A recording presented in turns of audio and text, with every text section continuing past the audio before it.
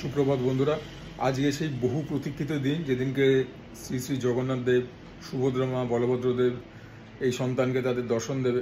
দীর্ঘ 5 বছরের অবসান ঘটিয়ে চাতক পাখির মতো অপেক্ষা করেছি। আর ব্লগের শুরুটা আশা করি ভালো হলো। আমার পচা মুখ না দেখে সমুদ্রকে দেখলে, সমুদ্রের গর্জন শুনলে এটা যে কি পরম সৌভাগ্য, কি উপলব্ধি বলে বোঝাতে পারবো না। সকালবেলা এরকম একটা সাউন্ড, এরকম একটা ভিজুয়াল নিয়ে ঘুম থেকে ওঠা, feeling very blessed, very privileged. আশা করি তোমরা সবাই ভালো আছো, সুস্থ আছো, নিজেদের অবসর সময় সুজয় ক্রনিকলস নিশ্চয়ই দেখছো। কালকে পরপর দুখানা ব্লগ আমি রিলিজ করেছি, একটা রাত 9টায়, 9:30। ব্লগগুলোকে প্লিজ সাপোর্ট করো। প্রচণ্ড রকম এফোর্ট যাচ্ছে ব্লগগুলো বানাতে। I hope you guys can understand. তার মধ্যে পুরীতে প্রচণ্ড নেটওয়ার্কের সমস্যা।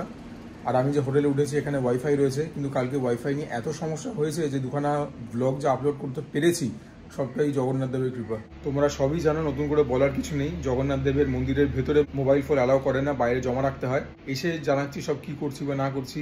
খাওয়া দাওয়া হবে, ঘোরা হবে, যাই হবে তোমাদের সঙ্গে শেয়ার করব। আমাদের পান্ডে একটু আগে ফোন করেছিলেন। আমাদের এখান থেকে বেরিয়ে যাওয়ার কথা ছিল 6:45 সময়। উনি 6টার সময় আমাদেরকে কালেক্ট করতেন মন্দিরের দক্ষিণ দরজায়। উনি বললেন যে কালকে যেহেতু মকর সংক্রান্তি ছিল, ঠাকুরকে শয়ন দিতে দিতে বোধহয় ভোর 4টে না 4:30 বেজেছে। ওর জন্য আজকে 1 ঘন্টা দেরিতে দরজা খোলা হবে। ওর জন্য আর কি পুরো প্রসেসটা একটু ডিলে হয়েছে। বাট এনিওয়েজ আগে জানিয়ে দিয়েছেন উনি। এটা হচ্ছে আমার আউটফিট। পাজামা পাঞ্জাবি পরবার খুব ইচ্ছা ছিল। বাড়িতে নতুন ছিল না, কিন্তু ধোয়া ছিল, ফ্রেশ ছিল, ইস্ত্রি করা ছিল। আনতেই ভুলে গেছি। আর এখানকার পাঞ্জাবি কেনার ইচ্ছা নেই। বহুবার আগে কিনেছি সম্বলপুরি পাঞ্জাবি।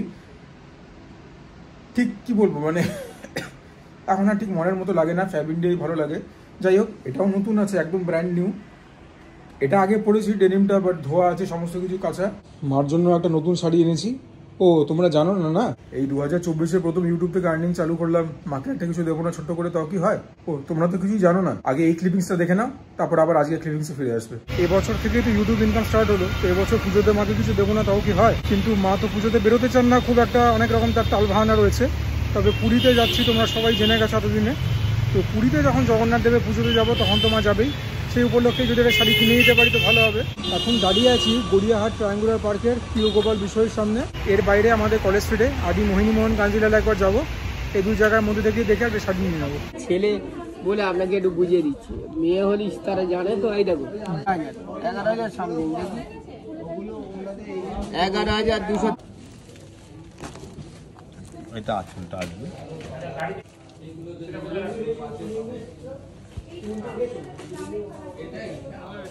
এটা আপনার আঁচল আছে। এটার নামটা কি বললেন? রেশম। রেশম সিল্ক। রেশম রেশম। সুতরাং দেখতে খুবই ভালো, কিন্তু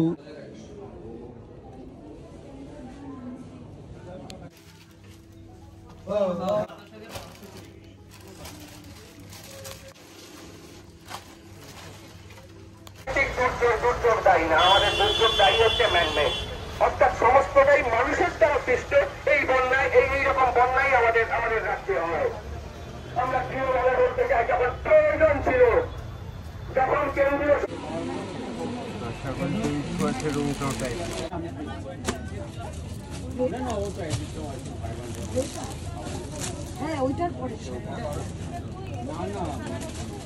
আজকে ডে 2।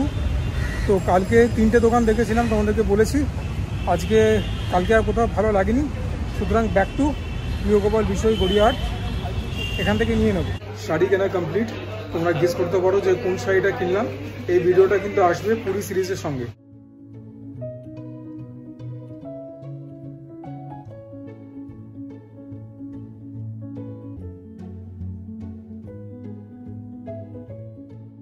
মোটামুটি ভোরবেলাতেই এই ভিড়। কেউ কেউ হয়তো স্টেশন থেকে এসছেন, কেউ কেউ হয়তো পুজো দিতে যাবেন, কেউ কেউ হয়তো সানরাইজ দেখবেন।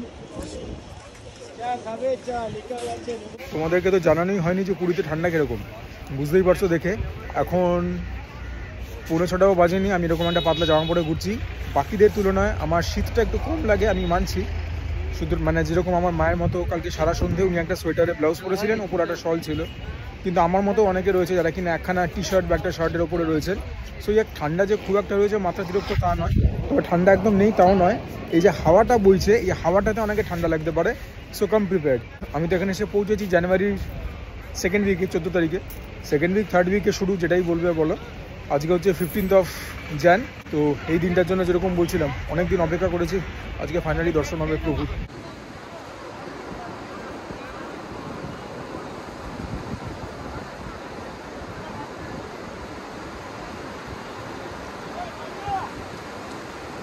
এখন অ্যারাউন্ড 6টার মতো বাজতে চললো, এখনো পর্যন্ত কিন্তু কোনো চা কফির কোনো দোকানই খোলেনি।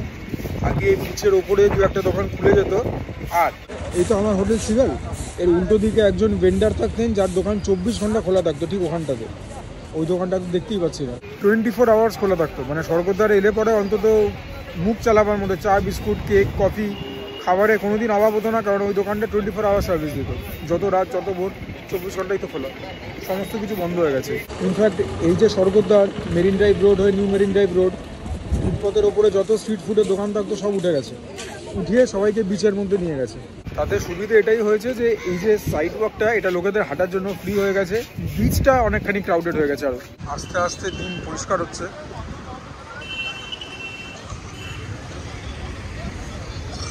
সূর্যোদয় হবে ওই দিকটা থেকে। তবে সকালবেলায় পুরীর বিচ কিন্তু যথেষ্ট নোংরা, ক্লিনিং করছে দু একজন, কিন্তু মানুষকেও একটু সচেতন হতে হবে। খুব বাজে অবস্থা বিচের, ভীষণ বাজে অবস্থা। মানুষের দোষ প্রচুর, প্রচুর মানুষের দোষ। এত সুন্দর জায়গাকে নোংরা করতে মন চায়। ভোর 6টা বাজতে না বাজতেই মানুষরা কিন্তু সমুদ্রে নেমে পড়েছে চান করতে। আরও মিনিট 15 ব্যয় হলো, আরও বেশি দিন পরিষ্কার হচ্ছে, এইভাবেই হবে আর কি। কিন্তু অ্যাকচুয়াল যে মানে সূর্যোদয় ওখান থেকে প্রকট হবেন সেই ব্যাপারটা কিন্তু হচ্ছে না, কুয়াশার জন্য বোধ হয়। ফগ তো রয়েছে। এখন টাইমটা একটু বোরিং লাগছে, এটা বলতে অল্পখানি গিল্ট লাগছে, কেননা পেছনে তো এরকম ভিউ। মানে বড় এটাই তাৎপর্য যে দেখো এখন সকালে খেতে পারবো না, আমি উপোস করে ঠাকুরকে পুজো দেবো। এবারে আমাদের মন্দির যেতে এখনও দেরি, কারণ দরজা না খুললে মন্দির গিয়েই বা কী করবে। এই যে টাইমটা, এই টাইমটা এখন কাটতে চাইছে না। ফাইনালি সূর্যোদয় হচ্ছে, আমি এখনও জুম করিনি, এই জুম করলাম। এখন একবার পুরীর সি বিচটাকে দেখো, কি মনোরম লাগছে বলো তো। এই যে দোকানপাটগুলোর ওপরে নীল নীল তেরফল দেওয়া, অদ্ভুত সুন্দর লাগছে দেখতে, অদ্ভুত। 7টা 10 নাগাদ পান্ডা ফোন করলো যে এখন চলে এসো, দক্ষিণ ধারে যাচ্ছি এখন। আর 5 বছর আগে যখন এসেছিলাম আর এখন যে এসছি, the fair prices of normal communication has exponentially increased. ঠিক আছে, মানে অটো টোটোর দাম যে কী হারে বেড়েছে। আমি যখন লাস্টবার এসেছিলাম তখন টোটো তো ছিল না, জিনিসপত্রের দাম তো ঠিক আছে বেড়েছে, কিন্তু অটো টোটোর ভাড়া বিশাল মাত্রায় বেড়েছে। মানে হোটেল সিগাল থেকে হোটেল পুরী যাবো 100 টাকার নিচে কেউ কথা বলে না। মন্দিরে যাওয়ার রাস্তাটা এখন চেঞ্জ হয়েছে মনে হচ্ছে, তবে যা বড় বড় স্পিড বাম্প রয়েছে না, মানে একদম শেষ। তোমরা সামনে একটা ব্যারিকেড দেখছো, ওখানে টোটো থেকে নামিয়েছে আমাদের। এখন আমরা এখান দিয়ে সোজা হেঁটে যাচ্ছি। রাস্তাগুলো আমার একটু অচেনা লাগছে, লোকজনদেরকে জিজ্ঞাসা করে যেতে হবে আর কি। দেখতে পাচ্ছ তো সামনে কি,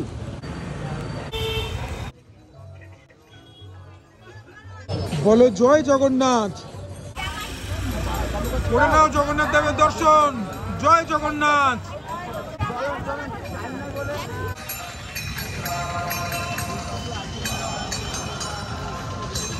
খুব সুন্দর করে সাজিয়েছে ভেতরটা,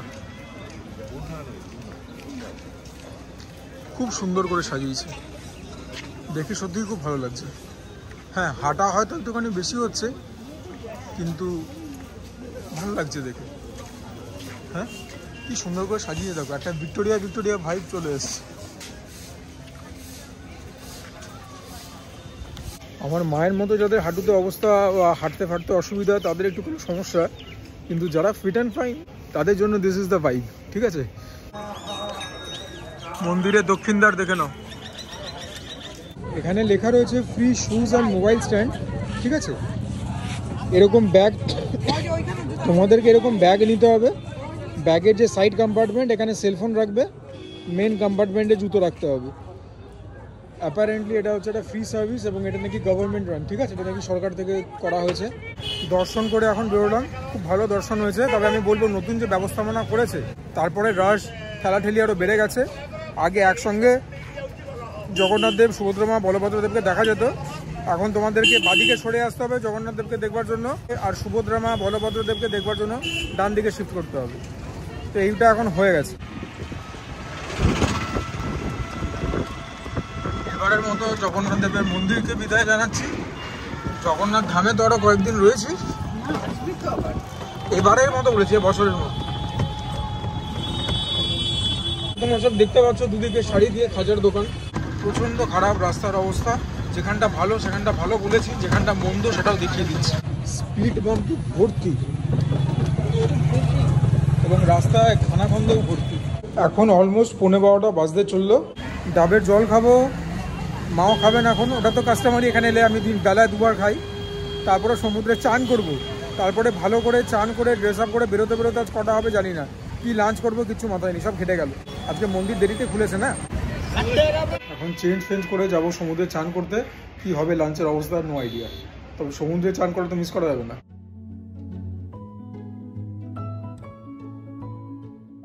আমি লাঞ্চটা স্কিপ করছি, মা এখানেই খেয়ে নিচ্ছেন, যেটা ইন হাউস রেস্টুরেন্ট। তোমরা একটুখানি ক্লিপিংস দেখতে পেলে। নাম হচ্ছে রাইস অ্যান্ড নুডলস। ইন্ডিয়ানও পাওয়া যায়, চাইনিজ খাবারও পাওয়া যায়। আর আজকে চাংমাতে খাবো লি গার্ডেন্সে, ডিনারটা ওখানেই করবো। এরপরে ইচ্ছা আছে নেতাজি মিউজিয়ামে যাওয়ার আর গৌড় বিহারে যাওয়ার, এগুলো কমপ্লিট করতেই হবে। মা খাচ্ছেন, এটা হচ্ছে মিক্সড ভেজ আর বাটার নান। বড় খেয়ে কিরকম? খেতে ভালো, নানটা তো দারুণ ভালো, তরকারিটাও ভালো। Veg mixed veg. কী কী আছে? পনির আছে, তারপরে একটু জোরে বলো।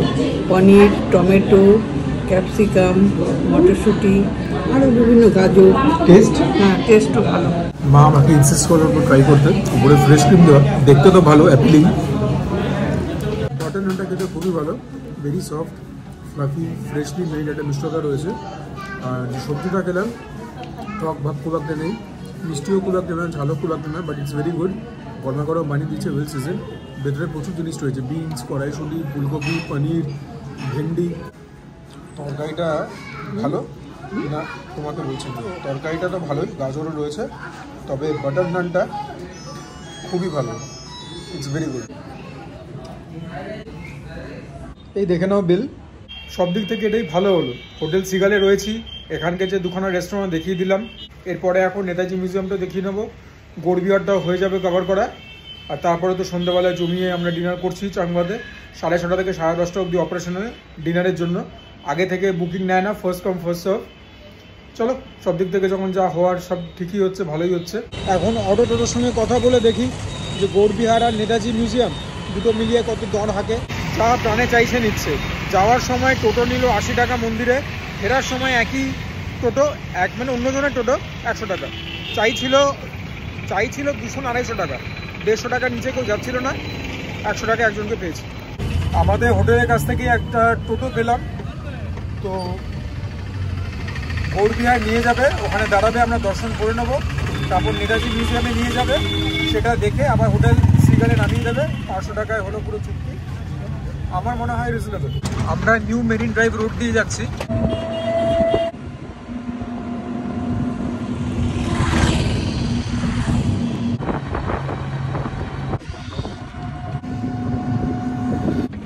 এটা একটুখানি ভেতরে আছে, রাস্তা কিন্তু ভীষণ বাজে, ভীষণ বাজে, মানে রাস্তা কম, গর্ত বেশি।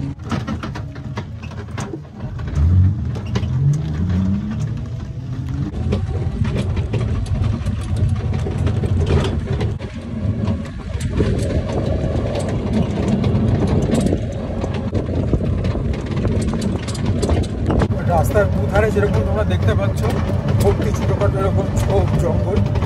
যদি মানে রোডের কন্ডিশন একটু ভালো থাকতো, জার্নিটা ব্যাপক উপভোগ্য, ভীষণ ভালো লাগতো। আমরা শহরে থেকে তো এই সমস্ত দৃশ্যটা তো বঞ্চিত, তাই না?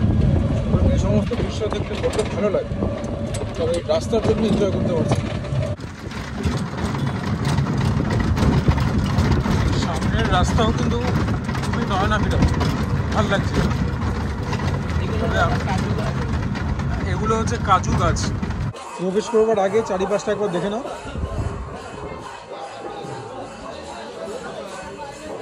এই হচ্ছে শ্রী গৌড় বিহার আশ্রম পুরী। বিশাল বিশাল ঠাকুরের মূর্তি থাকে এখানে।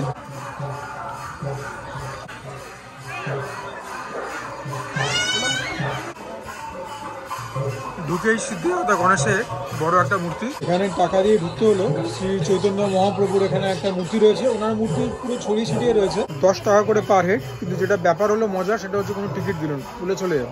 জগতের নাথ জগন্নাথ জল ফল দিয়ে পুরো নোংরা করে রেখেছে।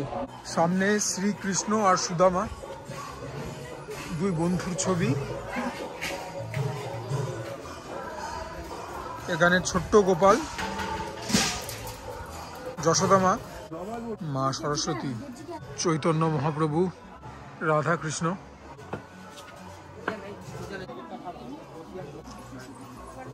নিত্যানন্দ আর চৈতন্য মহাপ্রভু।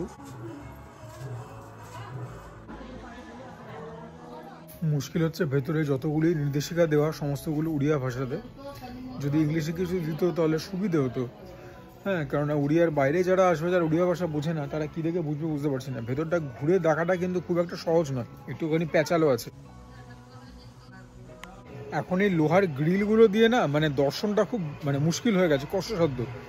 কি দেখাবো সেটাও ভাবছি, কেননা আগে এত রকম মানে ইয়ে ছিল না, খাঁচাখুচি ছিল না। বজরংবলীর একটা বিশাল বড় স্ট্যাচু, বিশাল বড়।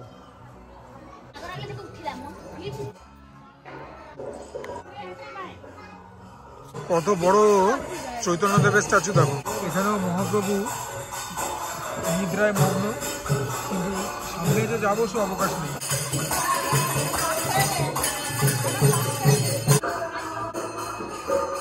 গৌতম বুদ্ধ ভেতরে ছড়িয়ে ছিটিয়ে রয়েছে প্রচুর মূর্তি ছড়িয়ে ছিটিয়ে রয়েছে, কিন্তু এত হেভি ব্যারিকেড মানে জাল দিয়ে ঘেরা, আর এত মানে কি বলবো পুয়ারলি ব্যাপারটাকে অর্গানাইজ করা যে ঠিকমতো ঘুরে দেখাই মুশকিল। সমস্ত কিছু তো উড়িয়া ভাষায় লেখা, কিছুই তো বুঝতে পারছি না। আনফর্চুনেটলি যেটা টানে এসছিলাম, ঝুলন কুঞ্জ বলে একটা ঝোলার ওপরে মানে দোলনার ওপরে রাধাকৃষ্ণ রয়েছেন, ভেতরটা বিউটিফুলি ডেকোরেটেড, সব কিছুই প্লাস্টিকের, কিন্তু অসাধারণ একটা সুন্দর ডেকোরেশন ছিল। সেটাই তোমাদেরকে দেখাতে পারলাম না, বন্ধ। কেন সব খোলা, ওইটা বন্ধ, কোনো উত্তর নেই। যাক, এলাম, বাকিগুলো দর্শন হলো, বাট আমার জন্য দিস ইজ আ মিস। উল্টো দিকে জুতো স্ট্যান্ডও আছে, কিন্তু যে গাড়ি করে তোমরা আসবে সেই গাড়িতেই তোমরা রেখে দিতে পারবে। আমি এখানে রেখেছিলাম। মাও সে একই কথা বলছে যে আগে খোলা ছিল তো দেখে মজা পেয়েছি, আজকে সেই মজাটাই পেলাম না। তোমাদেরকে আমি কি শেয়ার করব মজা করে।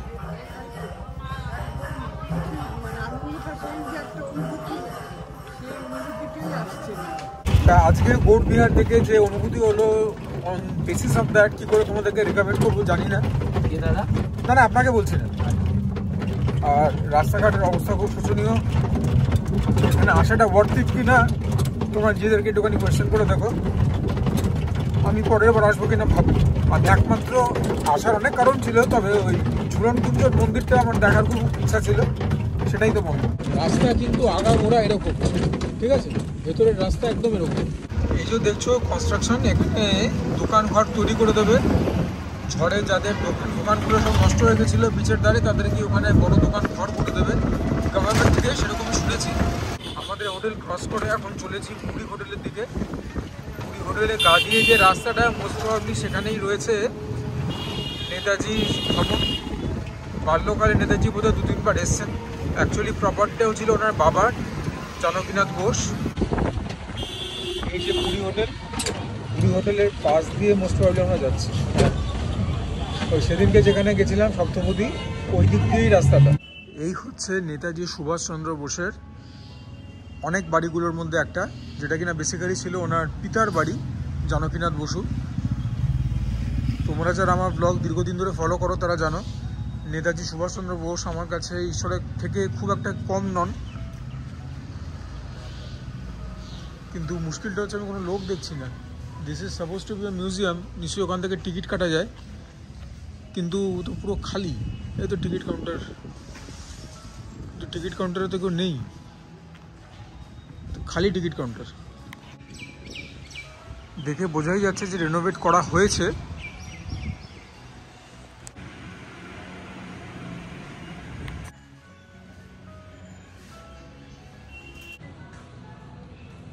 ভেতরে তো সব বন্ধ, এটা কি বন্ধ হয়ে গেল নাকি? এখানে তো সব ভাঙাভাঙির কাজ ফাজ চলছে, কোনো লোক নেই, কিছু নেই। এটা ভূত বাংলো গোছের অবস্থা হয়ে গেছে। দরজা তো খোলা আছে, কিন্তু এতে যাওয়া ঠিক হবে না তো। ভেতরটা তো দেখতে পেলে ভূত বাংলো গোচর হয়ে রয়েছে, টিকিট কাউন্টার পুরো ফাঁকা, কিছুই বুঝতে পারছি না হলোটা কি এখানে। দেখি এই দিকটা গিয়ে দেখি, এখান দিয়ে কিছু আছে কি? অনেক রকম তোড়জোড় তো নেওয়া, হয়তো লোকরা রয়েছে ওখানে। এটাও এখানে আসাটাও সে বেকারই হলো, অনেক রকম অ্যারেঞ্জমেন্টস রয়েছে, বলছে এখন বন্ধ, ফেব্রুয়ারিতে খুলতে পারে। বিল্ডিং সুন্দর রয়েছে এখনও, মোটামুটি রেনোভেশন তো করিয়েছে বাইরেটা, তবে ভেতরের অবস্থা তোমাদেরকে দেখালাম। এখানেও কাজপত্র তো চলছে বোধহয়, সাজালে খুব ভালো হবে, জায়গাটা তো বেশ বড় আছে। আজকের এই যে এফার্টটা, এটা পুরো মাঠে মারা গেল। নেতাজি সুভাষচন্দ্র বোসের যেটা সবথেকে পরিচিত বাসস্থান ছিল, যেটা কিনা এলকিন রোডে রয়েছে ফোরাম মলের অপোজিটে, যেখান থেকে মহান নিষ্ক্রমণ ঘটেছিল, সেই বাড়িটার আর্কিটেকচারের সঙ্গে এই বাড়িটার বেশ কিছু মিল আছে। এটা মা আমাকে পয়েন্ট আউট করতে বললো, আমিও মিল খুঁজে পাচ্ছি। সাদৃশ্য, পরিবর্গার ছাদ ফাদ এগুলো সব রেনোভেট করেই করা হয়েছে। খারাপ লাগছে, মানে নেতাজিকে নিয়ে কি কখনোই কোথাওই কোনো কাজ হবে না? এই সমস্ত মানে সরকারদের কোনো উদ্যোগ নেই, কিছু নেই। তো সাধারণ যদি মানে রুলিং কোনো পার্টির, স্টেটের হোক বা সেন্ট্রাল হোক, তাদের যদি কিছু হতো, এ তো মানে কি হয়ে যেত মানে ধারণার বাইরে। বা গান্ধী পরিবারের কোনো, বা নেহরু টেহরু কাদুর। দেখুন সময়টা যে ওয়েস্ট হলো সেটা গেল, ঠিক আছে, বাইরে ঘুরতে এসেছি, তাও এনার্জিটা ওয়েস্ট হলো। আমার তো এখানে খাটাখাটনি কিছু কম হচ্ছে না, বরং বেশি হচ্ছে আরও কলকাতার থেকে। আর 500 টাকা গেছে, সেটাও গেছে, ঠিক আছে, মানিয়ে নিচ্ছি। যেটা সব থেকে আমাকে কী বলবো কষ্ট দিচ্ছে, আমার মনকে পীড়া দিচ্ছে, সেটা হচ্ছে যে নেতাজি বাড়ির এই অবস্থা কেন হবে? যদি রিনোভেশনই চলে, বাইরে অন্তত কিছু বলুক যে হ্যাঁ রিনোভেশন চলছে, হ্যান চলছে, ত্যান চলছে। এটা একটা পুরো বাড়ির মতো, একটা ভূতের বাড়ির মতো করে রেখে দিয়েছে। জানি না আমার ভিডিওটা যদি সেরকম কোনো লোক দেখে, যদি কনসার্ন ডিপার্টমেন্টে তদক নাড়াতে পারে, এটা তো একদমই এক্সপেক্টেড নয়, একদম এক্সপেক্টেড নয়।